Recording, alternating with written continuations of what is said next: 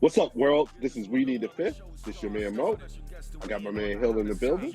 On a pocket cam. Come man P on the line. What up, world? Fellas, NCAA Tournament still continues. March Madness is in full effect. Seems like there's no room for number ones anymore. For the first time since I think 84 or 85, we have no number ones in the Elite Eight. And Alabama and Houston punched their ticket back home last night. What do you guys think? Well, my bracket is safe. I got the Final Four correct. Yeah, right. Are you sure? Let's stop. I think after the field of 32, I think I might have gotten wrong, and I think it's one of the more exciting, unpredictable March Madnesses we had in a while, and probably one of the best moments in sports that we've been seeing in quite a bit when it comes to this tournament. Shockers, I think everything. Not one, number one in the Final Four. Yeah. Forget Final Four. Elite Eight. Elite Eight, right? Yeah. I mean, as you can see in the bracket behind me, I think the only team I got is Gonzaga in Texas, and that was just whatever. You know what I mean? But yeah, I think it's just parity. I think it's parity. I think it's people leaving early for the league, people not even going to college, and I really think it's really putting the spotlight on coaching. Yeah. I mean, I think parity gives more of a skew of a little bit more than one. I think just the one game aspect of anything can happen. You know what I mean? I think in a 3-game, 5-game series, chalk's always gonna win. You make an adjustment that first game.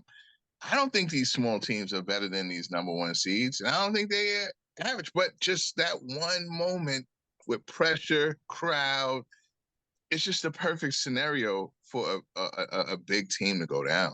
Yeah, and the 3-point shot, I think, is like huge. Yes. The way the game is played, basically, if my team shoots threes better than your team, I could beat you. I don't care if yours is 5-star and mine are, not. If the threes go down, we could take down Goliath, as we're seeing this year. Absolutely. I don't know if I totally agree with your sentiment that some of these smaller teams aren't better than the number one seeds that they face. Like, for instance, the game last night between Alabama and San Diego State. Honestly, watching the game, San Diego State never felt like they didn't have control of that game. They felt like they were the more physical team, the more aggressive team. They looked like it, and they looked like, hey, they were there with a mission, and knew that mission from minute one to the last of the 40 minutes, and never felt like that Alabama was going to take that game. I think I said it in our Discord when the game was going on, that Alabama was going to have to take that game because San Diego State wasn't willing to give them anything. And they had a great game plan. They kept them off the three. They were physical with them, dominated them down low. I think last night, San Diego State looked like the better team. Yes, last night, and that's to my point. I think they fluctuated late in the final 4 minutes when they're going up 72, 76. Alabama had the lead at one point, and it's just the moments of the game of a big game.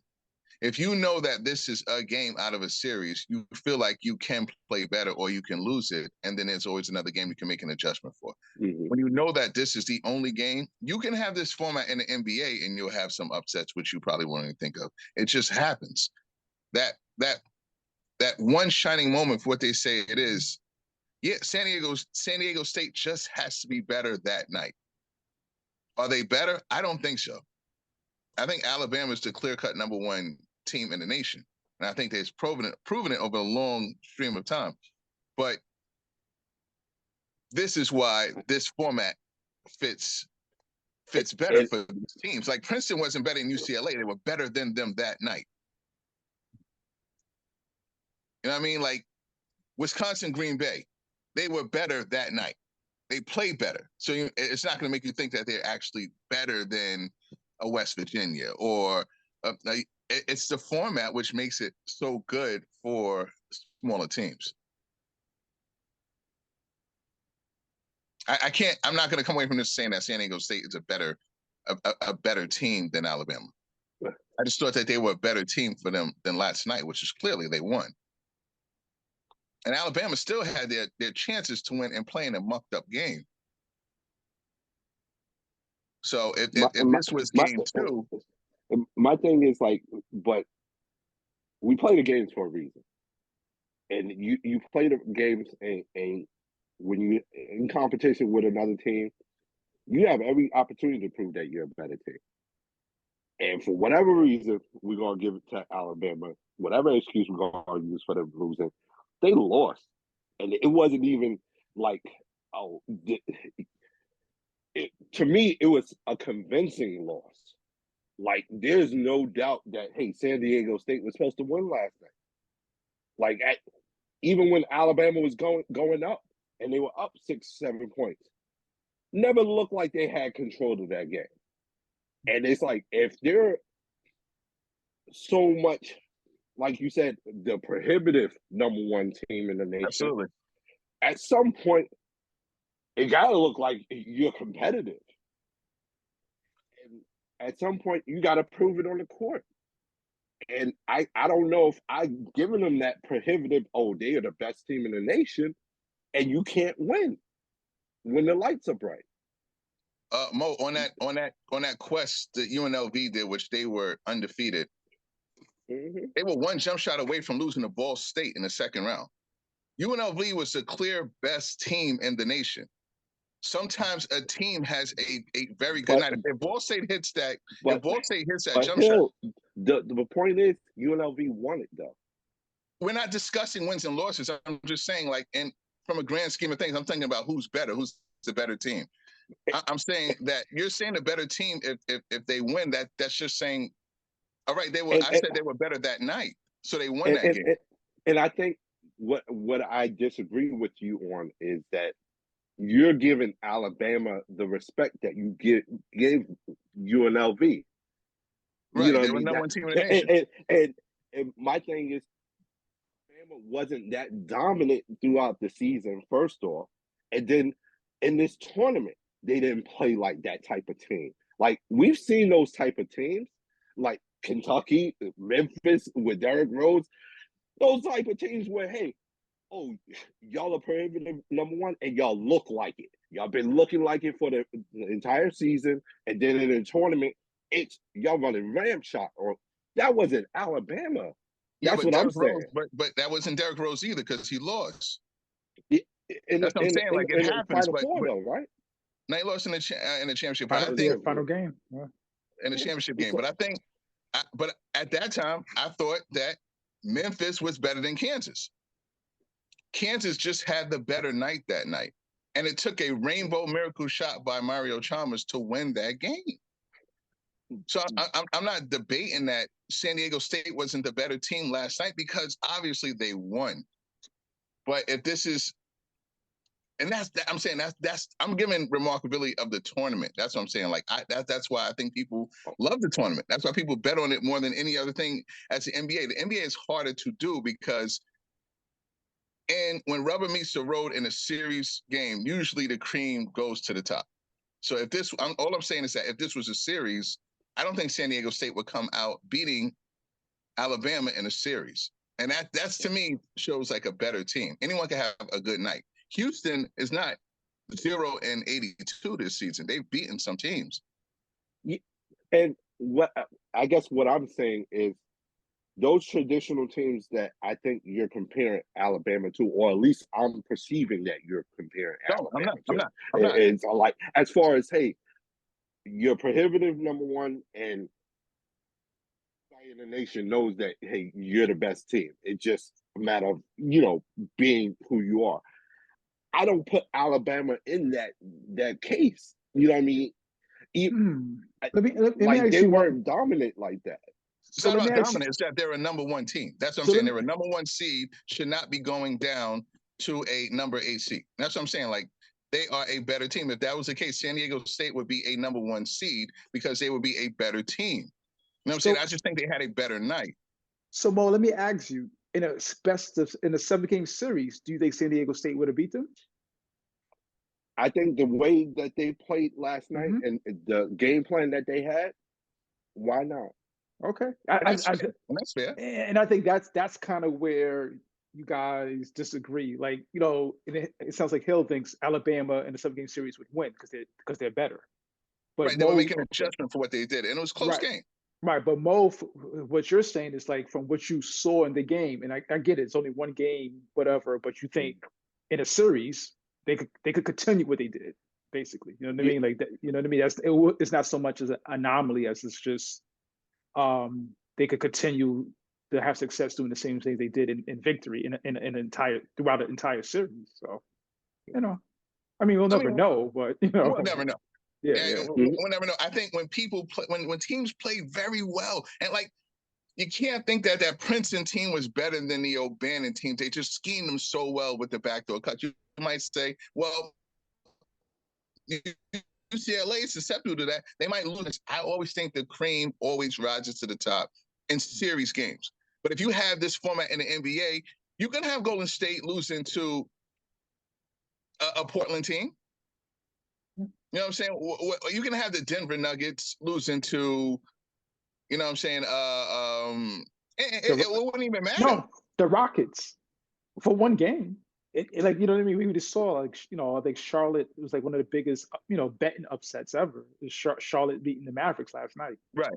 So that type of thing. And I think we all aware of that. Like, anybody could lose on any given night. But I think, I guess if the crux at it is like, well, could they sustain that game plan throughout a series?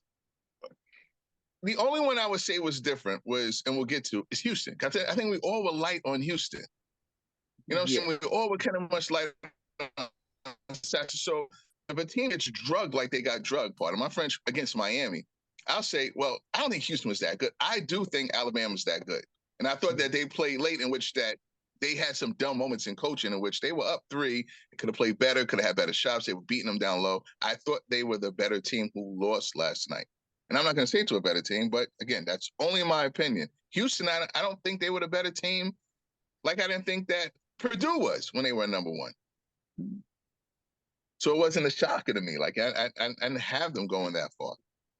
Alabama, it's a little different. Kansas is different. Who knows? You know what I'm saying? We'll never know. And that's why I think this tournament, and that's why I guess this debate is, so good. And what do y'all see out of San Diego State? Y'all think they can go further? Who do they have up next? I think they're playing Creighton. Yeah, they can go a little bit further. Yeah, they definitely can beat Creighton. I would probably pick Creighton, to be honest, though, because I like the size, the big man they got in the guard play. But if San Diego State beat Creighton, I wouldn't. I don't think there are any really shockers left in this tournament. They pretty much happened the first weekend of the tournament. So, but I would go with Creighton if I was a betting man, though. Yeah. I think San Diego State could go forward. They have a solid defense. They're clear about who they are as a team and how their path to victory. And that's one of the things that I was impressed with last night, is that, hey, they played their style of ball and said, Alabama, this is how we're going to play, and come on, let's get it. And they weren't trying to give up anything. Solid defense, aggressive to the ball. Everybody's rushing to the ball. Everybody's playing aggressively on defense and especially on the boards. And their level of physicality is what impressed me, especially last night. So that I takes think all of that, but with the game last night too, you need magic, and they were hitting the threes they needed to hit at late moments, which was awkward for the San Diego State team when I checked their stats for the season. That comes with the tournament. Those certain plays come with, but that comes with the aggressiveness, timely plays, and getting in there. Like again, luck goes to those who puts themselves in position for luck to happen. And San Diego State played a very good game, but going, and I like if whenever they play, whatever the result is, what Creighton is, whatever it is, I tend to feel like we get false narratives and positives from this game. It's not. It feels like it should be more than what I'm watching in this game. You know what I mean? And it's just a game. You know what I'm saying? Then when the team goes on, and then I'm hoping San Diego State goes far. I'm hoping Creighton even goes far, but you can't have them both go. But I tend to like to see the better teams progress to have a better Final Four as opposed to me having a possible. What's the other Final Four that Duke played against? I believe it was Butler. That was more of the more disappointing Final Fours that you got out of it. You know what I'm saying? But that ended up being a good game, but not so much of a good Elite Eight and a good Final Four, like the level of play. So I don't know. I skew on the lines of better basketball than I do the upset. The upset's always fun, but then when it comes down to watching the games late, it's just that. It's am I a grumpy old man for X's and O's? Maybe. You know what I'm saying? I am one for the lights, but I don't want to tune out Final Four is what I'm looking at. And I guess I'm a little surprised, especially with the Alabama thing, because I felt like their best player didn't seem to like the light of the spotlight of the Sweet 16.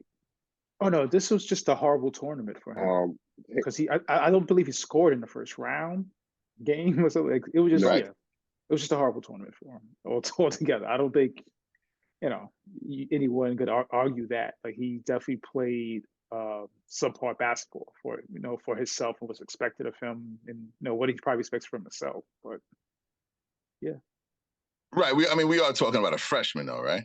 Yeah. It's guys like the Fab Five, Carmelo, they set the bar. They just, fairly or unfairly, they just have. Right, and he's not them. He's not them. And we're talking about playing against seniors and I mean seniors and juniors with more experience. That experience plays a part, whether it's on a tournament or not. You just know you've been playing with these people for a long time. That experience plays a part in these tournaments. It begs the question whether or not he should have even been playing in the tournament. He didn't seem like himself, and I'll give you guys that. He's had a lot of issues going off the court, and I know because of those issues, he's received death threats, had to have security and stuff like that. Maybe this was too positive that maybe they should have, let him sit out for the rest of the season and get stuff together. I disagree because that Okay. was not nowhere to be found in the SEC tournament. You know what I mean? Like, okay. I think the lights. I think he had a bad tournament. He had a bad SEC tournament too, P. But not like this. Like this. But it was. Let me put it to you like this: it wasn't too far. So when was he? So when did he play good then? Prior to the off court situation, to be honest. I mean, Okay. Well, if that played a part in it, maybe. Maybe, and that's what maybe I'm not. saying. That's all I'm saying. That's all I'm saying. Like, hey, maybe been involved in that, even though, hey, the police have said he's at this time just a witness, but just knowing that, hey, my gun could have possibly ended someone's life, whether I was directly involved or not. For any human being, that might, make you feel some type of way, and let alone an 18 or 19-year-old man. You know what I mean? And maybe him to play after all of that was a little bit much, because his numbers went down after that. Once the story broke, hey, his play broke, for lack of a Yeah. better term. You know what I mean? He wasn't the player that he was before. Now I know that there was an injury at one point. I think he had injured his thigh or something like that. But the numbers are the numbers. He wasn't the same player, and maybe Alabama was a little too aggressive to get him back to normal, or get him back to a normal routine. Oh, When, hey, because of this situation he was in, there wasn't no normal. You know what I mean? I don't know. Mo, he's a one and done. They're not really thinking about. I mean, I just what you say is valid, but they're not thinking about that. He's one and done. If they didn't play him, then they might have well never recruited him, because he's out. So they were using him while he was around to be used. That's just what it is. So you're chalking up to bad tournament. I mean, yeah, Yeah. and it could be in his, head. He clearly had Because it's a tournament. because it's a lot of stuff to deal with. Even, like I said, with him just being a witness, and like I said, hey, his firearm, whether he was responsible for getting it to the person or not, his firearm caused the death of someone. You know what I mean? And then having to go through the rigmaroles of being a part of an investigation, now being a witness in a murder investigation, and then having threats to get your life because of that investigation, and then the media making a big story of it, and questioning your role in the murder, and all that has to have an effect. You know what I mean? Just, mentally, like, hey, that's a lot to deal with, especially for, like I said, a young man, not even 20 years old yet. So it's like that. Wow. I mean, yeah. Again, I hate to sound like crude or whatever, but yeah, he stunk it up. Whatever the reason was, that's up for debate. That's up for debate. He stunk it up, and it's not San Diego State's problem. I wish everyone involved well. Of course, life being. I'm just talking from a basketball standpoint. Of course, you know what I mean. Of course, the loss of life is just a horrendous thing that would happen. But yeah, again, he stunk it up for whatever the reason. Oh, I mean, yeah. I mean, for one, one will never know. You know what I'm saying? It might play a part. I would think so, but you, man, I watched that game, man, and it's when you watch it, it's like, and then you look at it and you think about, like, Jaden LeDee, he gave you 5 points. He gave you, you know what I'm saying? He gave you 5 points for an average. And then it's a breakout game, you know what I'm saying? And Trammell goes off, kind of holds the ball a little bit too long for the next dribble to go down, for my point, which creates a distinct advantage, but that's the game, I guess, apparently now, so if I'm going to be picky. Thought the guy was getting away with a lot of things last night. I thought the carry was just misgiven. But I mean, Kevin Durant does it. I'm always here to give Kevin Durant almost 1 point. That doesn't help the case. He carries. They should call it on him. But you know what I'm saying? Like those things, just playing, and I don't know. And that's the part. If LeDee's giving me 14 on average while playing there in San Diego State for his career, or even this season, which he didn't, I'm thinking, these guys are good play. Like, It just happens for these games. And it's fun and frustrating at the time because you'll be playing, and then I'm sure the assistant coaches look on the box score and say, why weren't we ready for this? And then another coach will say, I'll tell you why, because he averages 2 points for the season. You don't expect this. Mm-hmm. And I can't call them, good. That's what I'm saying. I think your stats are your stats, which means you tend to skew towards whatever you are going to be as a player. If this is a series, I don't think he's going to give you another 14-point game. If he averages 5, you know what I'm saying? I think for the counterpoint to that is, I think for me, it's just seeing that they stay true to their philosophies as a basketball team. And basically what you got from them, and to your point, I'll concede it to you, is you got more energy in players doing what they do normally. Like, he starred in his role last night against Alabama. Normally, he doesn't have to be a star in his role when they're playing against the competition that he's had. So I can understand that. And I think certain matchups, like the San Diego State, the way they play defense or their defensive priorities is, hey, we're going to take you off of the 3. You want to drive in and penetrate and hit that mid-range jumper, we'll give you that.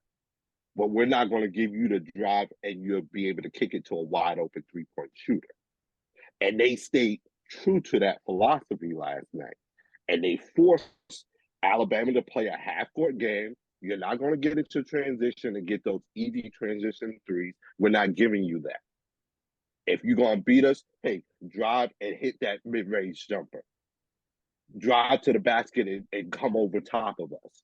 You're going to have to beat us that way. But we're not going to allow your point guard to drive and kick out to a wide open shooter. And that's what you saw a lot last night. And, hey, when we're on offense, we're going to be deliberate with our passes. We're going to be deliberate with our sets. We make strong moves to the basket like Ladie. That's basically what he did last night. Hey, I get the ball, I'm going to be decisive and make a strong move to the basket. Now, whether Alabama's going to stop me when I get there or put themselves in position to get the charge or what have you, that's up to them. But I know what I'm going to do. And I think what I like about San Diego is I felt they have to, like, hey, we're not going to be intimidated. We're not going to fall into trying to out Alabama. We're going to play our game and let's see how the chips fall. And I can respect that. Yeah, I think we all can, but I think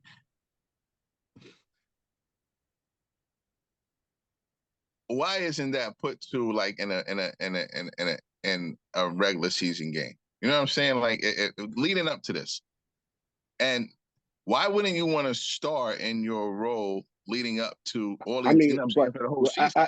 What I'm saying is he didn't have to be a superstar in his role like last night against the regular season competition that they have. Like, hey, they won close to 30 games in the season, right? They like 20 plus games. San Diego State won in order to get invited to the tournament. Right. So it's not like, hey, the team has been losing or whatnot. Hey, whatever role he's been able to play, he's been able to do it. It's almost comparable to, hey, when we go out to play basketball, there's certain teams where, hey, you're going to be the main scorer if we're all 3 playing. And there's certain teams where P's going to be the main scorer. And there's certain teams that, God forbid, I'm going to be the main scorer because they light down low. And there's going to be games where, hey, I got the majority of the points or you got the majority of the points. That's what I think what San Diego ran into, where it's like, hey, these guys ain't willing to defend down low, and we can take it to the hole on these guys. And they exposed Alabama, for lack of a better term. With Yeah, that that being hey, said, I thought you Alabama could be had a. physical with them. I thought even I, I, I, I'm just thinking I'm seeing a whole different. I thought Alabama even down. I thought just time and I thought bad possessions. I still thought Alabama still was the better team last night. I, I, I know, I know just for saw me, missed shots, I pull didn't ups. feel I'm like like, I didn't feel like they had control of the game at any point in the game. I I don't think didn't there was feel like no shots that they. I didn't think there was no shots they couldn't get. Even with this defense, you're telling me every shot they got, I saw shots that weren't in arm's length, that they were missing shots. I thought they had a horrible night, coaching and shooting wise, but I still thought they were the. I'm like, even still, all right, down 5. I'm like, come on, they get a stop, they get an N1, but I'm like, yeah, it's really not that hard. They were pumping it down, punching it down low. They still were getting points down low. They had their outside guards horsing down low, still horsing down low. I'm like, all right, so what's the deal? Shots. I had my man Miller top of the key, off. 3-point shot, off of a curl, off the side jump pull up. Not a hand in his face. He's elevating on all of them. He's about 7'3" when he's coming to a jump shot. No one's affecting his jump shot, and he's off. Give me that guy when he's on. I don't think that defense stopped him from doing that. Whether if it's in his head or he had a bad night, that guy is money. and to your point, I think it's fair to say that for me, I don't think he would have ever got on. Like if he had another game today, I think, hey, he's still going to have a bad game. I think for whatever reason, something's in his head. He's not performing the way he was before all this stuff went down with him. It Could be. I mean, could be. I mean, because this wasn't his only bad game. Like he's had a bad tournament. You know what I'm saying? And unfortunately, it happens. Like we're saying, we're not going to mistake Paul George for being Mr. Playoff. You know what I'm saying? But there's no way we're going to say that PG is a bad player. You know what I'm saying? So whatever it is, whatever happens, maybe just one of those people who is a superstar when it comes to playoffs, they just choke or a tournament, they just, come back. It happens. You know what I'm saying? So, and I don't know. It's something to wonder about the tournament. I don't think it's ever going to change. I think this is the best format and the best tournament that you can have a one and done. But it leads to this. You know what I'm saying? Like, and I think it's the fun part about it. And I think the debate is fair and fun at the same time. So we'll never know, right? Who do you guys see as the best team left in the tournament? Right now, we have Gonzaga, UConn, Kansas State, Florida Atlantic, Texas, Miami, San Diego State, and Creighton. Ugh. Man, I mean, I got good Lord. I mean, can you imagine that final? I mean, I gotta pray the Zags go, and that's familiarity. And it's funny you say that because I think the Zags are probably playing the best team left in the tournament, UConn. wow. So yeah, As far as what they've been doing in the tournament, UConn.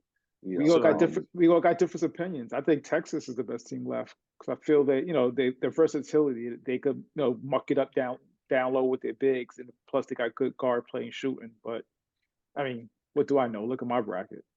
But you know what? I think we could probably say that for the rest of the teams. Maybe. Good as far as they have good guard play, solid defenses, and a down low presence. Yeah, because you're giving me PJ Washington down low at Kansas State, and you're giving me excellent guard play at the point guard as well. From watching Kansas State, you know what I'm saying? And that's enough to get you to a championship in the college scene. A good run, a great run from a point guard, and a solid down low presence who's horsing down low. So I don't know. A mixture between P.J. Washington and Aaron Gordon. So who knows? who do you have as the best team left in the tournament? We said what you call you said Gonzaga, right? You said Gonzaga Hill? Mhm. Okay. Hey, I got the Zags. I've always go for the 27-year-old senior who's there for experience. If you want experience, that's the way to go.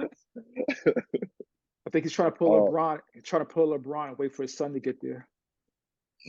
Timmy, come on, please leave. Please leave. Let's get predictions for the next next games. Let's start with the Zags. Zags versus UConn. Zags going to experience. Hill. Yeah. I mean, I got them winning the rest. I got them winning the whole thing now left. So I'm definitely going with the Zags for that one. I'm going to be contrarian, and I'm going to go UConn on that one. Kansas State versus FAU. Hill's favorite game. Yeah, I'm going to FAU.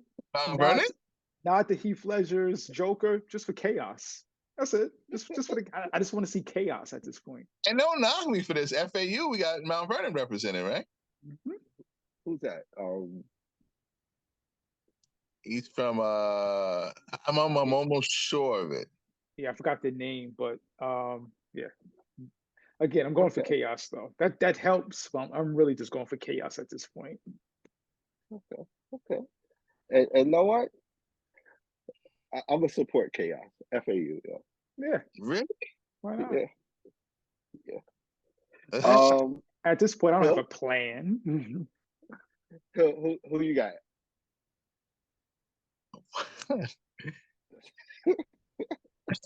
I'm gonna go KSU. Okay. You guys gonna abandon the point guard now? Yeah, man. Perfect time. You gotta know when to get off the stop, brother. We got over that one quickly. For the record, I was not on that train. Boy, did we get off of that one quickly? I would think we gotta know when to get off the stop, brother. You can check you can check the stat. You can check the chat in the Discord. I did not get on that train. That was was that quick. Texas versus Miami. Texas. Phil? Since Miami bludgeoned them, I'm gonna go with Miami.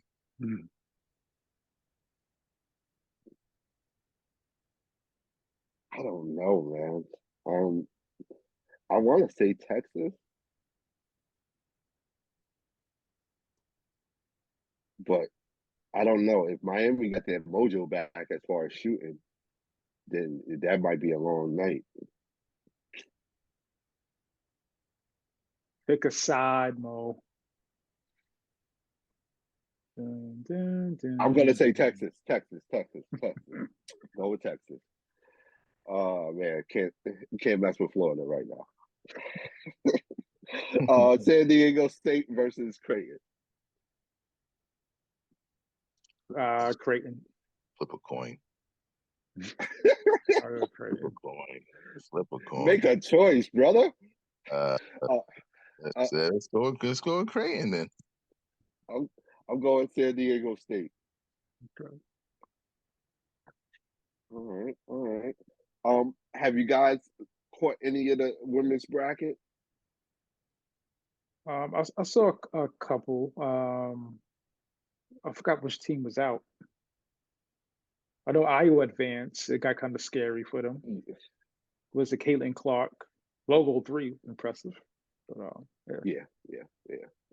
LSU Utah game. Utah player. That was tough. That was a rough air ball. Rough air ball. Rough. That was rough. I turned it right at that moment too. That was tough. I didn't have I was really rooting for no one, but I just felt bad for the young lady. Yeah, that was tough. 75% free throw shooter too. So that was. You would think that you make at least one to tie it. That was tough. Well, 3 out of 4. Yeah. She's due to make her next 3. Yeah. Oh, Next, there next, will be no next Next year, three. look for a three next, strip. next I year. would bet, man. I I, bet I, she make her next three. I think she's a senior, brother. I Oh, think well, she's a senior, brother. But yeah, I mean, That is the last basketball game unless she's playing pickup. but it hasn't been too many upsets in the South Carolina Invitational though, aka no. the Women's NCAA Tournament. Yeah, and I'm thinking that, hey, like you said, South Carolina Invitational, don't the only team that can beat them is South Carolina. Beat themselves, you know. So definitely. Once again, another good job, Virginia.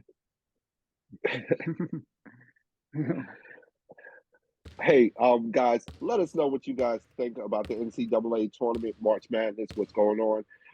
Who do you guys think is the strongest team left in the field? Hit us up on Facebook, Instagram, TikTok. Don't forget to subscribe to the YouTube channel. Hit that notification button so you know when the next video is coming out. And don't forget to subscribe to the podcast wherever you listen to your podcast.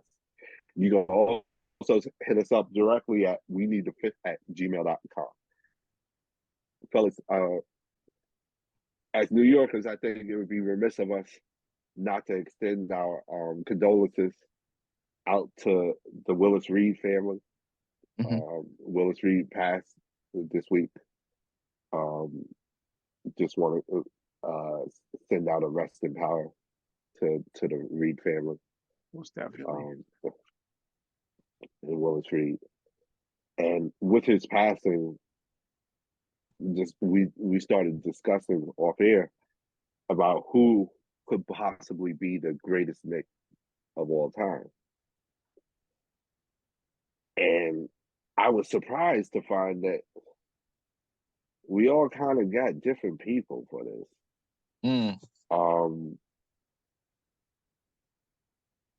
I'll start with you guys. Who do you consider the greatest Knick of all time? You go first, B. It's close for me. It's basically for me. It's championships against longevity. Okay.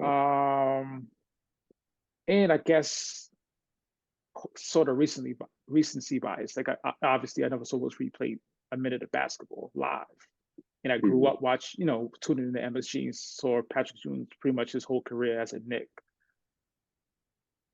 Oh man, it's tough.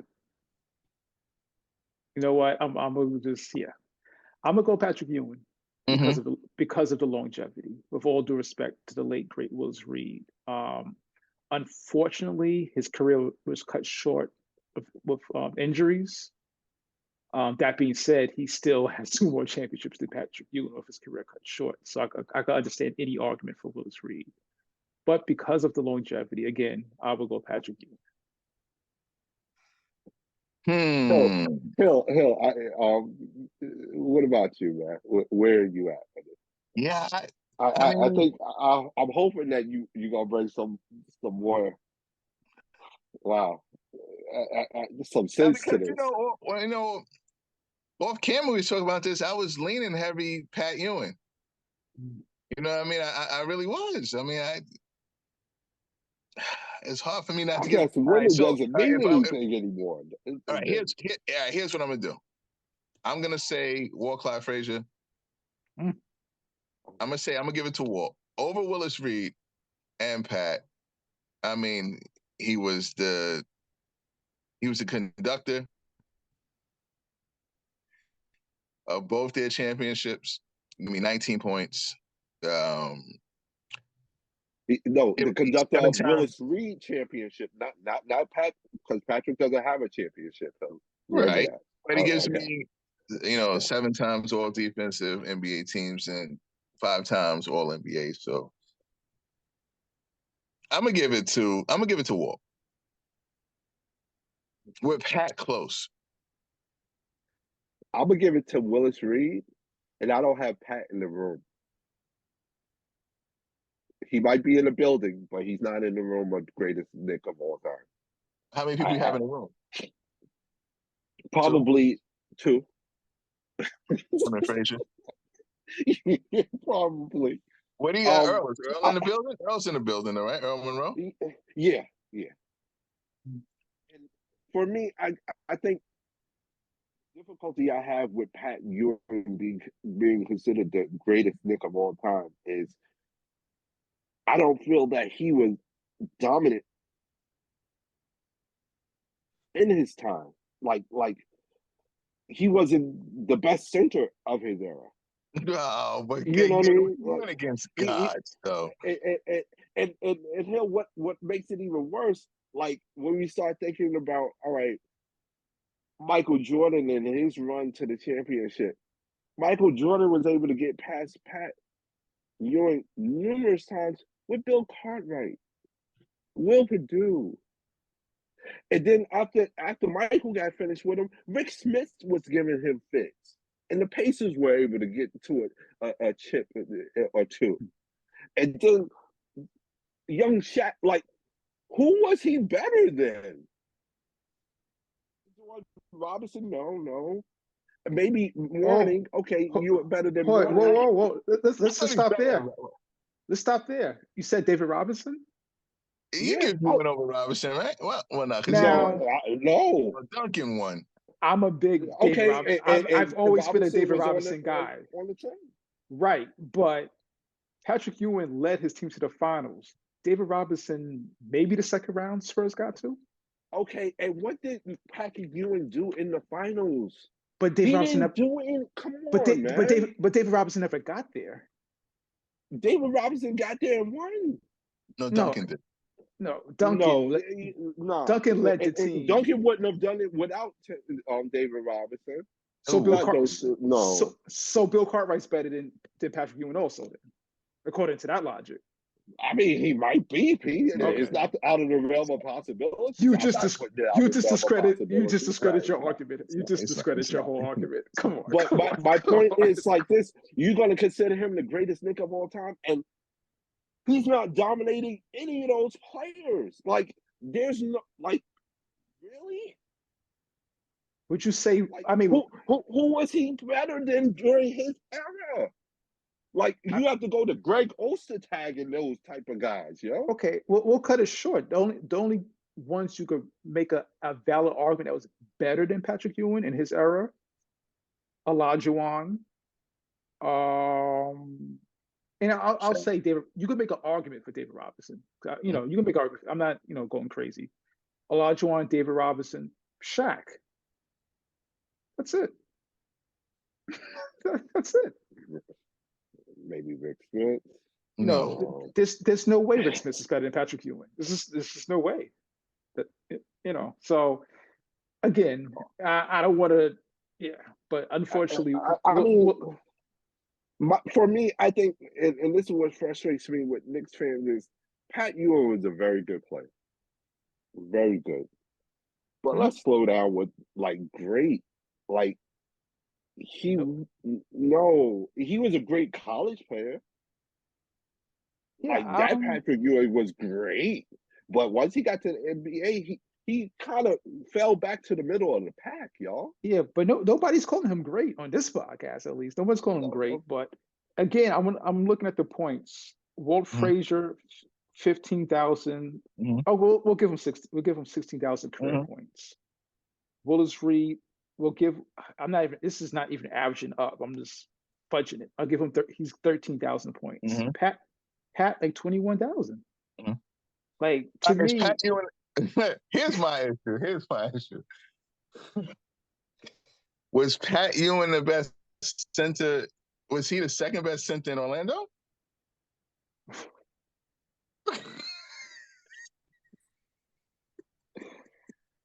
We're talking Knicks here, hell. We're not talking about Orlando nor Seattle. We're not talking about Seattle. Center in Seattle. And that's what I'm saying.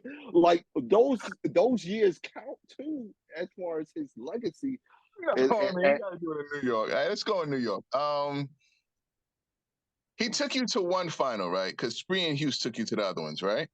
Right. Right, he took you to 1 finals. And he gives you, for his career, as bad as those other ones, he still gives you close to 21-10. 21-9. 21-10, though. Rounded If up. you want to round up, 21-9. 21-9 is what my numbers used to say. That's why I got him over Reed. I would have put him over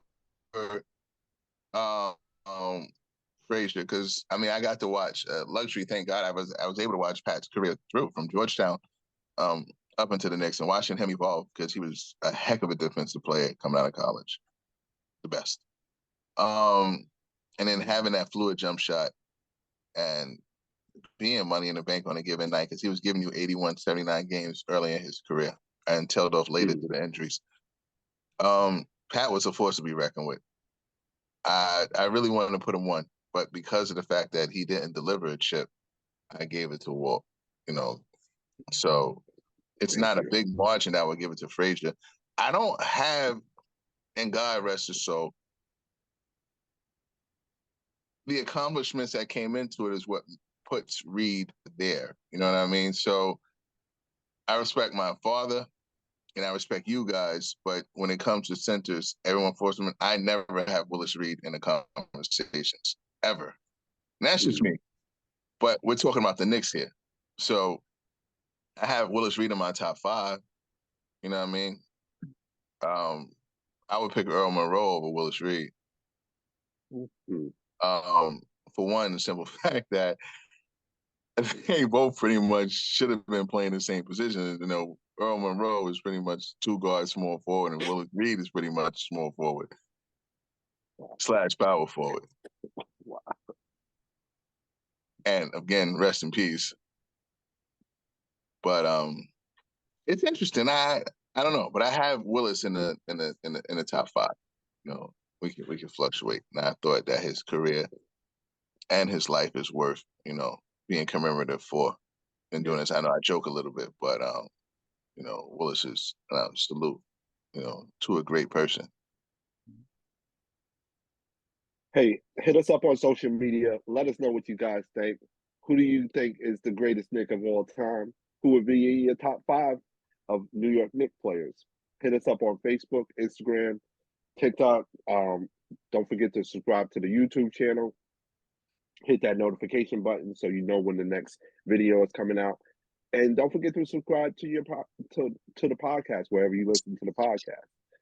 You can hit us up directly at weneedafifth@gmail.com. I laugh because for such a storied franchise and storied arena, they have not had any good players, really. Franchise is so bad when you have to run down 25 players. It's so rough. You're talking about, it's a good chance that Anthony Mason cracks their top 15, and that's so bad. Yeah. And I won't even mention Len Sanity. Lynn's not in their top 25. They shouldn't have that. But you're talking about, is Gerald Wilkins in there? No, right? 25. Because my thing is, once you start letting Pat, Houston, and all of them, and hey, listen, you gotta let some of these cats like Gerald Wilkins. If you letting Pat in on longevity, yeah. All right, we gotta talk stuff that predates us, so you gotta stuff it with that filler, right? You gotta stuff it with the Bushers and the Bradleys. You gotta stuff it with that, things that was out of our control that we're forced to put in there. Stay black and pay, stay black and pay taxes. I don't have. That's. Stay black and pay taxes. I don't have to put tape to put. That's the only thing, right? Yeah, but you try to give me 25, or you try to give me 10 with a straight face. Try to give me 10. Seriously, I can't. I think I get you 10. It's not gonna be good, but all right. That's the point, Pete. That's the point. In any order, you and Reed, Frazier to me. That's the 3. Okay. Boy. Look at this. I'll probably go Monroe, okay. Mello. I'll go Monroe, Mello. Cool. Oh, Mark Jackson. No, Sprewell Houston. Okay. Wow. You got to put Mark Jackson up there. Yeah, I guess you do. Stay black, pay your taxes. I want you there too. I mean, if you want to get to 10, I mean, who else are you putting up there? I mean, Nah, in all serious, Houston is free. Larry Johnson. Okay, if you put Larry Johnson, you got to put Mark Jackson. Stoudemire? I'm actually thinking of Mari. You know what the issue is? I kind of put myself in a box with the longevity for Pat. It's hard to put Melo, Stoudemire, and Mark Jackson in the top 10 if I'm talking longevity. Right. It's just his Knicks. Even Aaron Monroe, really, because I think he came there like later in his career. Yeah, I don't know. You know what? Reed, Frazier, Ewing. After that, have at it. Those are it. After that, I don't know. David Lee. At least I look at those guys as Knicks. You know what I mean? Like, we're not talking about who's the best player, but Willis Reed, Walt Frazier, Patrick Ewing, those are Knicks. Those are New York Knicks. Everybody else played for the Knicks. John Starkey's a Knick. Yes, he was. Hell. David Lee. He was also a Knick. Larry Johnson. Steve Francis, Penny Hardaway, Jenna Rose. Where are we going with this? Stephon Marbury was a Knick. Yes, he was. Like I said, it's those three, though. It's clearly those three. After that, what I'm getting here is that it's a storied place, Madison Square Garden. Yes. We're not talking really a storied franchise. It's a storied place. Yep. Yes, with great memories and moments. But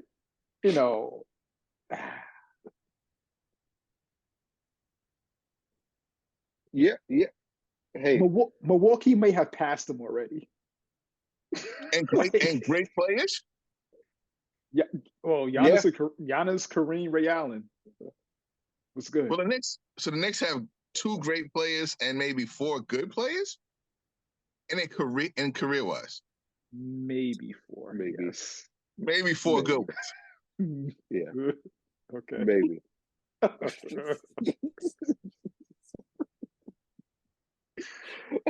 Oh man. Fellas, what's on the radar, man? For me, is there any way that any gold could get back to Africa in the UFC? Kamal Usman lost last week. We got Israel Adesanya is fighting, which I don't think he's going to end up winning that fight either versus Pereira. And Ngannou looks like he wants to fight Tyson Fury for a big payday. So it looks like the UFC is officially out of Africa with championships. So, in a span of a year, which they were dominant, it looks like all of that is for naught now. Yeah, for me, I'm going with the obvious choice, Elite Eight. I'm still in this tournament. It's so crazy. I'm just, like I said earlier, I'm in it for the chaos at this point. Oof. God knows you're not in it for the basketball. The talent level has been better in previous Elite Eight, so yes. It's not your. Forget your mother and father's NCAA tournament. It's not your NCAA tournament. It's not your younger self's NCAA tournament. You will not be seeing Larry Johnson late and coming through those doors. It's not your 30-year-old. Yeah. I'm with P. Locked in on the NCAA tournaments, both the men's and the women's. Also, looking forward to John Wick 4. It's out. I'm going to try to go see that this weekend or sometime coming up this upcoming week. So look forward to that too. Dedicated 4 hours a day with Brazilian Jiu-Jitsu and making this film too. That's what a great star like Keanu Reeves had. Couldn't he have dedicated 4 hours of acting class for his movie? Well, I think we're done here, Pete. I think we're done here. Seemed like it would have been a better use of time, in my opinion. I think we're done here. I think we're done here. How about 4 hours of acting class?